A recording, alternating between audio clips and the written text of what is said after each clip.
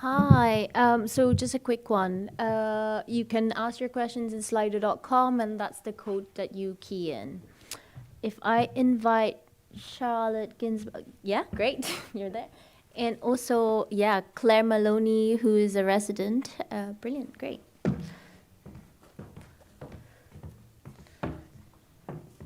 Hello. Thank you so much for sharing us the film. I mean, the one thing that kind of really struck us was, to remind how important it is to collectively grieve together and how music really bring people together. And I wanted to start it off, maybe you can talk about the co-op before the pandemic, and then we can kind of, Oh, the co-op before yeah. the pandemic. Okay. What was it like? So I've lived in the co-op for 10 years, and well, firstly, it's just a really different way about thinking about home and ownership, which I think is the core to everything about it. So I kind of feel we're living in a system within a completely different system. So we all own it together. There isn't a private landlord, and you buy a share for £1 when you enter, and you can't profit, and you sell for £1 when you leave.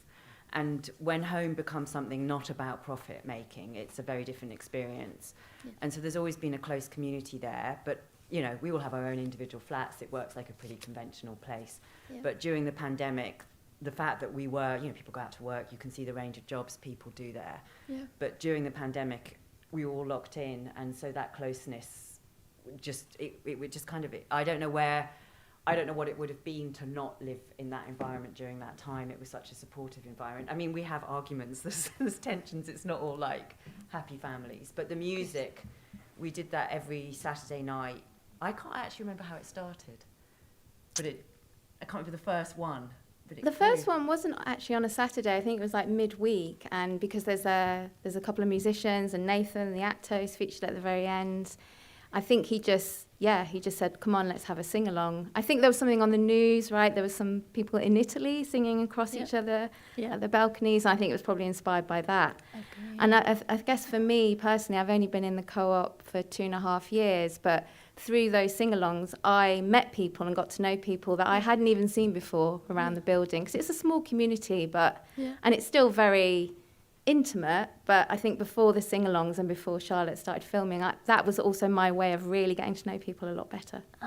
Okay. So the sing-along happened because of the filming, or it happened before? No. The singing was nothing really. I mean, there were stage moments in the film, obviously, and that's something else we could talk about. But the sing-along, everything is just, is documented as it was happening. So the kind of conversations between people, they'd pretty much be sitting where they were, and I might come along and kind of have a few prompts to people. But the sing-alongs were happening, and I just started filming them. It's quite frustrating because I couldn't have a drink until the end, and everyone else was having fun, and I was like with my camera. Yeah. And how did you choose to focus on like the specific people in the film, or did you just kind of film everyone and then? It was pretty much the people that wanted to participate. Okay. Yeah. I'm going to jump into a question from the audience because it's a really good question. If this film was to be put in time capsule for future generations, what would the ideal date to open the capsule? 50, 100 years, or something more specific? I can't actually answer that with a specific date, but I think what's interesting is seeing how it's even changed watching it from a month ago to now.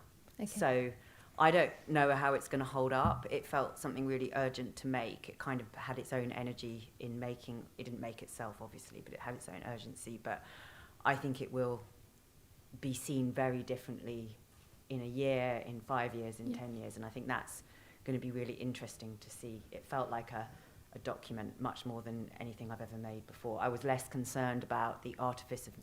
I was less concerned about what I was doing and what kind of film I was making. It was like as I said at the beginning, it was my way of translating the experience that was happening to me and those around me. Yeah. I'm veering off from the question. But so it will be a moment in time.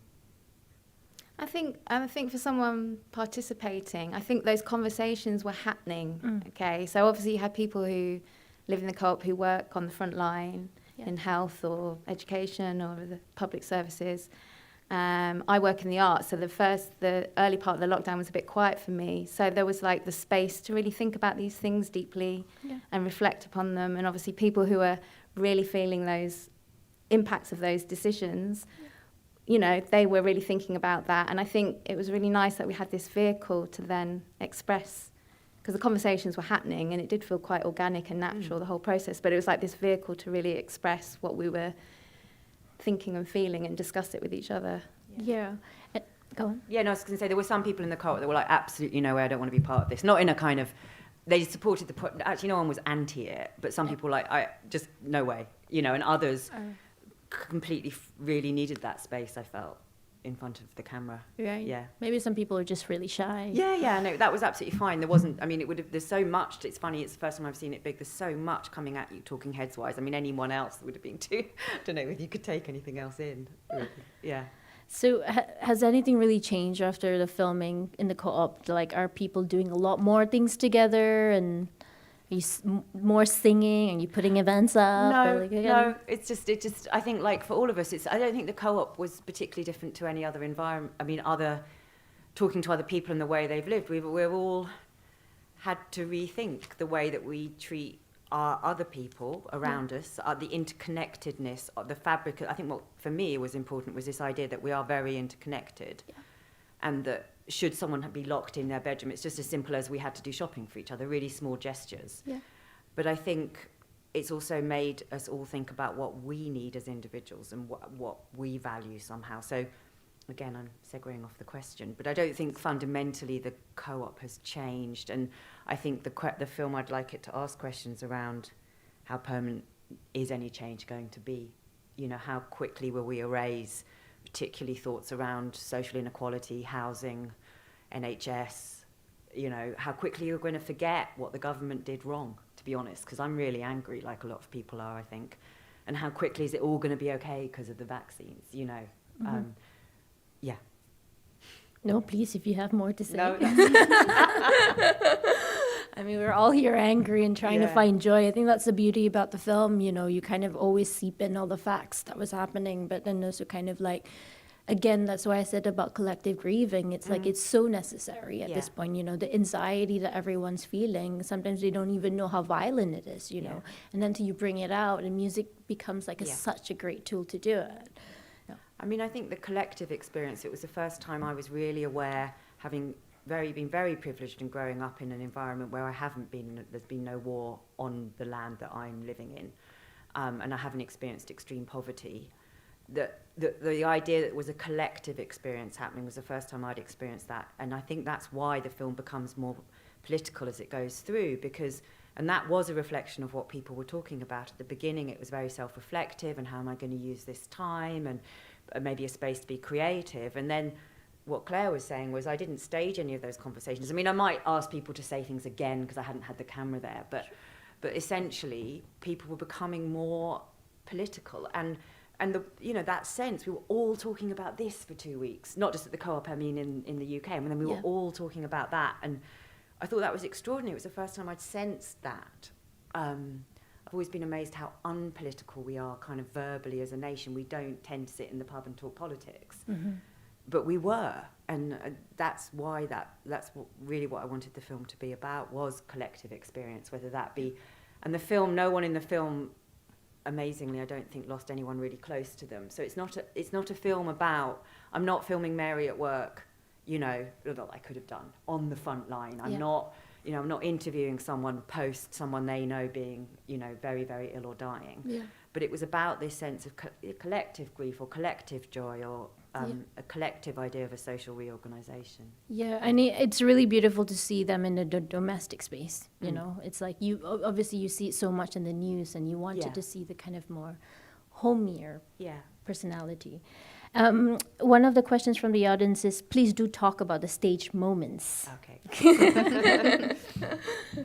Well, my background is in artist filmmaking practice. So actually this is by far the most kind of conventional documentary I've ever made. So I've been working a lot with documentary subjects over the last kind of 15 years, asking them to perform in different ways. So I've been working with dancers, choreographers, song. So for me, it was a natural progression of that the stage moments are the moments where people are doing the solo songs, I mean, and the portraiture, but I mean, that's become a trope in a lot of documentary And the making. dancing. And the dancing, yes. Claire was not naturally dancing on the... I don't know, Claire, what did it feel like, the stage moments? I mean, fine. I mean, obviously I'm not a shy person, and I'm just quite happy to be involved. Yeah. But I think you need that. I think you need those stage moments, those moments of kind of, I don't know, personal reverie alongside the talking heads. I think they're really important for the film. So, yeah. I mean, Rachel, who is the woman that sings Madonna from the window. So during one of the sing-alongs, and I didn't have the camera because I was just trying to give myself a Saturday night off. And of course, then you miss the moment, you know. Yeah. And because we had a group WhatsApp, and we'd all put in requests for songs for the next Saturday night. Nice. So some we got really good at, like Jolene and Ring of Fire. They were like classics.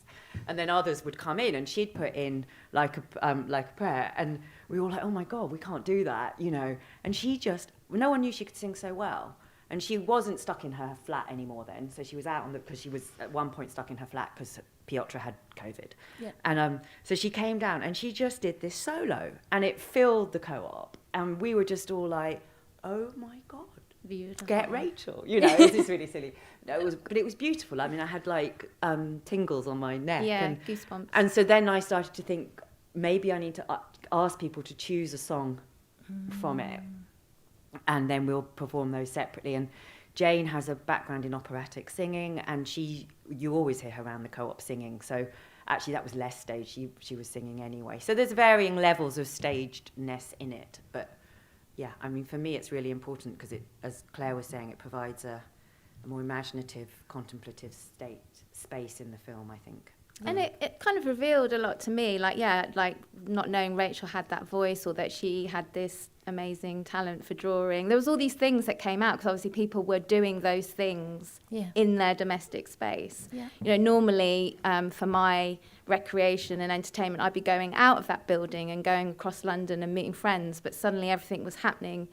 Well, I know this is like a common experience for everyone, was happening in that space. So it revealed all sorts of things about your neighbours that you kind of thought you knew them, but you didn't. And I think the building holds the film. I mean, the architecture of that space, and I think that's another thing. At the beginning, I was interviewing people, because then I set up these formal, you know, talking heads interviews, and the reason the sound is so all over the place is because I couldn't get near anyone. I didn't have a sound recordist. It was kind of like I made the whole film, basically, just with me and my camera. And but yeah, I've always thought about that building, that what engenders communication between people and people get to know each other is literally seeing people, sight lines, and how important that is in spaces, not public spaces, but more private spaces. And the fact that there's that interior courtyard with the balconies, and some people come there and think it's like the inside of a prison, but you see people, you see each other, and you have those sight lines. And we have a shared laundrette room, and we have a common room, which we couldn't use during the pandemic. And then we have that roof space, which is a communal garden space, and you are forced to talk to each other, and that knowledge of each other. And I think that, for me, to be able to describe, to hold to hold the building as the container for the film, and then you're framing people in their little corridor spaces that they were contained within. And I mean, we weren't brilliant at it the entire time, but we were distanced 2 meters, you know, all in our little bubbles. And so I think that was really important as well, this sense of the outside and the inside, and that being mirrored through the architecture. Beautiful. There's a question from Matthew Turner. Were you editing as you went along? Bits. What I haven't said is I also made a pop video during it, which was fun. The beginning. So, which was a pop video for a commissioned pop video where members of the co-ops lip synced to the song. So I'd edited that, and I'd edited a bit of the interviews right at the beginning. But no, I didn't edit as I went along. I was logging things and listening, and very much making lots of notes of, I haven't got anyone talking about this, or I heard that conversation, and I think that's really important. But no, the edit, and I decided, it was really hard to know when to stop. So I kept on saying, me and Claire live in the same flat, and I kept on saying, I'm stopping. And Claire was like, right, okay. I haven't done very well at that. But it kept getting so much more dramatic. And then the second wave, and I think for all of us, January was so shockingly awful, you know, with the statistics. But I did stop filming on the 1st of January. Okay. And then it was an incredibly intense edit. it took a long time. I had a lot of material. There's so much not in there. I bet. Yeah. Yeah. Are you making a second one? No. This is for the time capsule. Yeah, though. exactly. Yeah. Okay. Well, thank you so much for being here today with us, and I hope you all enjoy the film. And you can obviously vote this as well because it's a feature film. Thank you so much, Harla. Thanks a lot. Thank you. Thanks for coming.